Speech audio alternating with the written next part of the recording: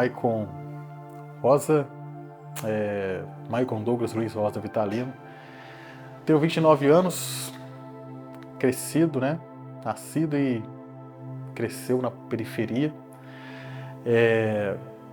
Filho de uma mãe doméstica, um pai seu analfabeto, trabalhou de muitas coisas na vida, mas ambos, mesmo de família humilde, sempre me deram uma boa educação, uma boa referência moral, uma boa referência ética. E posso dizer que isso foi importante para mim com base da onde eu nasci, né? Aonde eu vivi. Um dos lugares que eu lembro que foi bem impactante ter crescido foi numa favela, já que Itabira não é uma metrópole, mas tem a periferia, como qualquer cidade capitalista, né? Qualquer cidade tem um sistema capitalista. E eu morava em um beco, e esse beco, até hoje, se não me engano, ainda é polo de tráfico na cidade. Tem muitos problemas com tráfico de drogas, crimes, e tudo relacionado à criminalidade, notícias ruins, né? Que a cidade de Itabira ainda respira, infelizmente. Sendo assim, eu ficava imerso ali, respirando em minha volta aquela questão da desigualdade social, né, do crime, da droga, e nunca me enveredei por esses caminhos, uma vez que meus pais me deram toda uma orientação, né, do que é certo, do que é errado. E a partir disso, posso dizer que eu sou o que eu sou hoje, devido à educação que meus pais me passaram. Bom, mas mesmo tendo boa educação, nunca fazendo nada de errado, o fato de ser preto e pobre, né, da periferia, isso te gera alguns estigmas. Sociedade que vê de olhos tortos, você nunca é uma referência de amizade para os filhos de algumas pessoas, devido à sua origem, devido à cor da sua pele. Então eu, desde criança, ainda não tendo consciência do que era o racismo, do que era a discriminação por classe ou por raça, eu já sofria isso.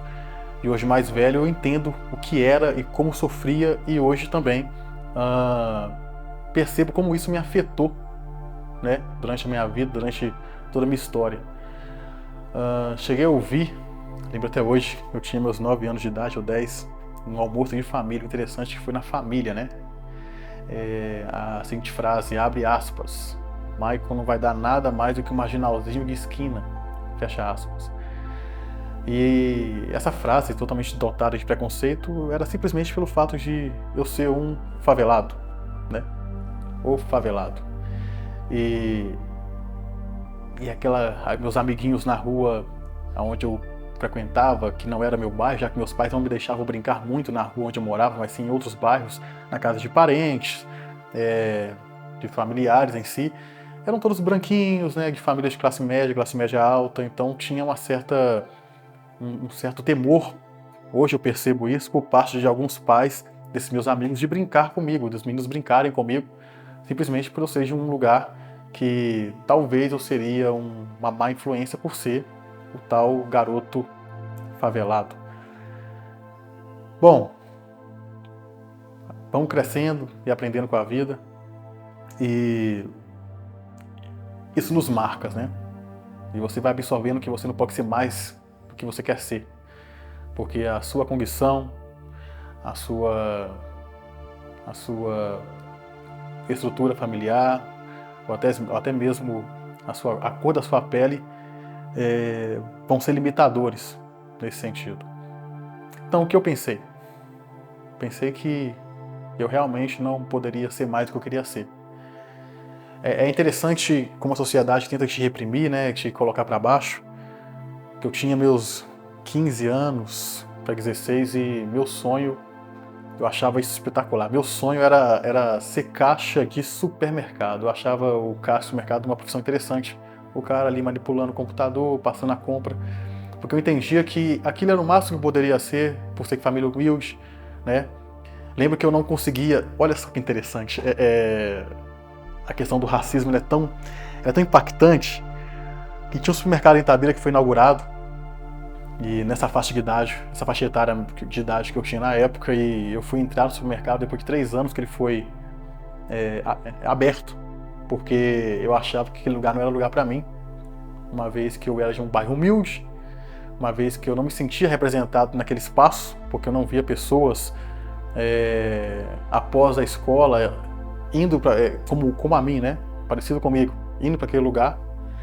Então eu simplesmente me sentia reprimido, né? Pierre Bourdieu chama isso de violência simbólica. Interessante. Como a violência simbólica de certos espaços atingem a gente simplesmente pela condição de você ter uma cor de pele que, socialmente falando, por muito tempo não era bem vista. Só que os tempos estão mudando. Lembro de uma vez que eu ouvi da professora, eu falei que tinha vontade de ser médico, e ela falou que gente como eu geralmente não consegue ser, que deveria pensar um pouco menor, pensar um pouco mais baixo, sonhar um pouco mais baixo. Esse que foi o termo dela, sonhe um pouco mais baixo, né? A sociedade, ela tenta cada vez mais nos condicionar, quase determinar a ser alguma coisa, mas a gente simplesmente bate de frente, resiste, né? A palavra certa é resistência. E ouvir frases como o Maicon vai ser mais que um marginalzinho de esquina, o Maicon não vai ser mais que um marginalzinho de esquina, ou que ele não pode ser um médico, né? Vindo de pessoas que estão ali para poder estimular, né? Familiares, parentes, professores, estimular a criança, o educando a crescer na vida. Você escutar aquilo simplesmente te coloca para baixo, literalmente, e você se sente literalmente impotente, uma vez que essas pessoas que estão em posição de poder, elas usam do seu poder para poder cercear a sua capacidade de sonhar. Só que a vida, ela nos promove também certas oportunidades. Então tive algumas pessoas referenciais que me possibilitaram ver por uma outra perspectiva que não seja essa perspectiva pessimista, negativa da vida. Gosto muito de falar de um tio, né, que eu considero como segundo pai para mim, um homem preto, uma personalidade itabirana, na minha opinião, muito conhecida, que é o tio Martinho, né, Taekwondo. Ele sempre me deu apoio em tudo relacionado à educação, em tudo relacionado a não me delimitar aquele espaço onde eu vivia, que era um espaço miserável. E essas referências durante a vida que nós temos, né, o pai, a mãe, os parentes que nos apoiam, os amigos que nos apoiam, é que me fizeram realmente chegar onde eu cheguei, partindo da onde eu vim, né? As oportunidades foram fundamentais. Então, essas oportunidades eu posso chamar também de sorte, porque muitos amigos que compartilhavam da mesma condição de classe, da mesma condição étnica, muitos deles hoje não estão aqui para poder dizer que venceram na vida, ou que se tornaram uma referência para alguém, ou que estão servindo de exemplo, porque eles não tiveram oportunidade, não tiveram sorte, não tiveram a sorte de ter oportunidade. Eu tive a sorte de ter algumas oportunidades e agarrei a elas. E fui na contramão de tudo que a sociedade queria de mim, né? Fui na contramão de ser o marginal, fui na contramão de ser o bandido, de ser um traficante, fui na contramão de ser um malandro de esquina, marginalzinho de esquina, fui na contramão daqueles que pensaram contra o meu sucesso. E se não fosse algumas pessoas, como o tio Martinho, os meus pais, né? Algumas organizações também, eu não teria chegado onde eu cheguei. Já que estou falando de referência, não posso deixar de falar do Raimundo Nonato, um senhor do bairro Eldorado que tinha um projeto de futebol, na qual muitas crianças, por anos, passaram por esse projeto dele, no qual ele passava, além do futebol, ensinamentos éticos, né, que a gente absorvia e levava para casa. Não posso deixar de falar da Eva Gonzaga, né? Ela me ensinou a persistir e não aceitar nenhum tipo de pensamento que vá tentar reprimir os meus sonhos. Então é isso, a vida da pessoa preta na sociedade, ela é uma vida de obstáculos. E esses obstáculos geralmente tentam nos cercear a caminhada, né? Limitar o caminho. Mas aí aparece aquelas pessoas que vão nos ajudar. E se não fosse essa ajuda, né, dessa galera que me apoiou, dessa galera que teve uma perspectiva diferente sobre o que eu poderia ser, que me ensinou que existe um outro caminho, que me ensinou a não abaixar a cabeça quando alguém tentasse abaixar a minha cabeça, né, falasse ou agisse de uma forma que eu deveria abaixar a cabeça, não abaixa a cabeça, levanta e segue em frente. Se não fosse essas pessoas, talvez eu não estaria aqui hoje, porque elas me deram a oportunidade material ou imaterial, tangível ou intangível, elas me deram todas as possibilidades para chegar onde eu cheguei. Então, eu me considero uma pessoa esforçada, né? Existe um certo mérito meu aí de aceitar a oportunidade, mas também com muita sorte, de ter sido abraçado por pessoas, de ter tido uma família que me ensinou um caminho de retidão, né, do que é certo, do que é errado, de ter tido um tio como se fosse um pai para mim, né, uma tia também, a esposa dele, de ter conhecido a Eva Gonzaga, e dela ter me passado a minha percepção, de ter conhecido até o próprio Yuri, né, um cara que é espetacular. Todas essas pessoas somaram no que eu sou hoje. E o meu passado, com base nas pessoas que compartilharam também do meu passado, meus amigos, colegas que brincavam na rua comigo, que jogavam bola comigo, que iam para a escola comigo. O nosso passado, infelizmente, a sociedade tentou determinar alguns destinos, mas no meu caso não me pegou. No meu caso, eu consegui driblar, né, o destino, eu consegui passar a perna no que a sociedade tenta determinar sobre as pessoas pretas e pobres nesse país. Então, para quem seria mais que um marginalzinho de esquina, hoje está sendo exposto, né, uma grande exposição com pessoas espetaculares, né, como professor. E por estar sendo exposto, e quando eu olho meu passado, o caminho aonde eu até cheguei, eu sinto que valeu a pena passar por todas as dificuldades que eu tive que passar, né, que valeu cada choro, cada pensamento de tristeza, cada vez que eu pensei em desistir e depois pensei, não, eu vou continuar, né? Todo o meu passado me construiu no que eu sou hoje, e esse passado serve para mim hoje de combustível para tentar incentivar outras pessoas a entender que ninguém pode determinar o seu futuro. Você constrói o seu futuro com base na força de vontade que você tem e nas oportunidades que você percebe que estão aparecendo.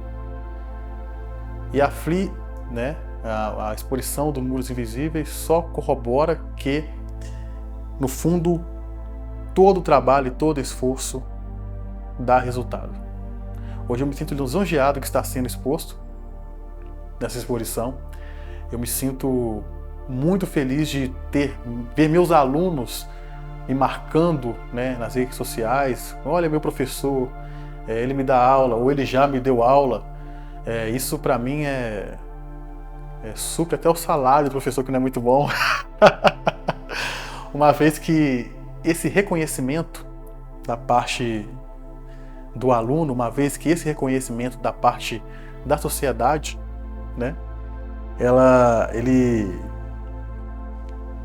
é impagável, né? Nada paga por isso. Então sinto que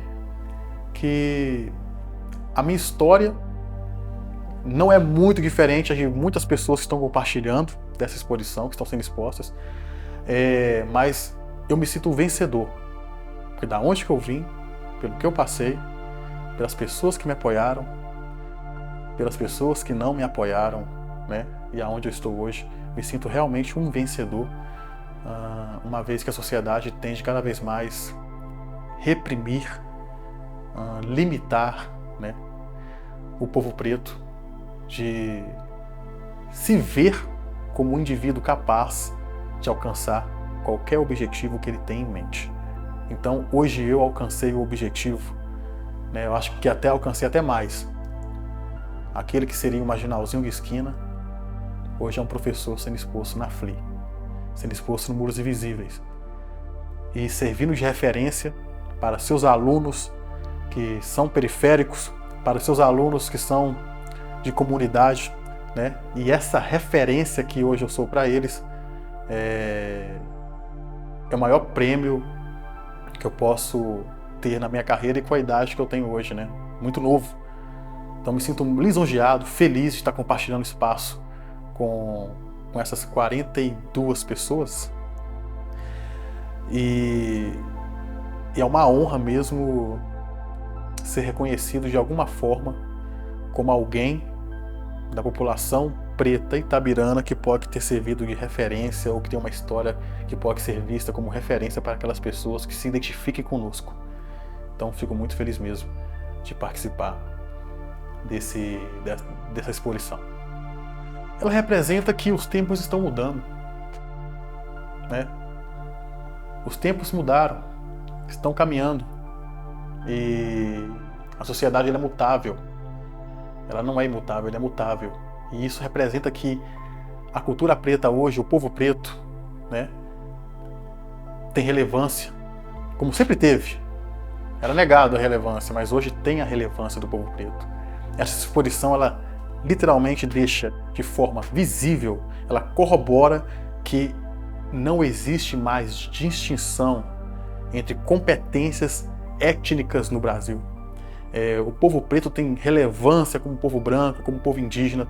Todos os povos têm relevância.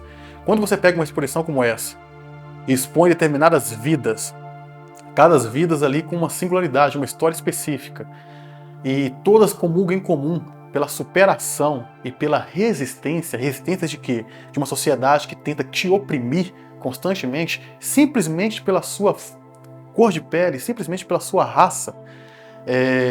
E essa exposição vai na contramão dessa repressão, porque ela expõe que existem pessoas valorosas ali. Então, para o povo preto como um todo, essa exposição representa o quê? Resistência. Representa o quê?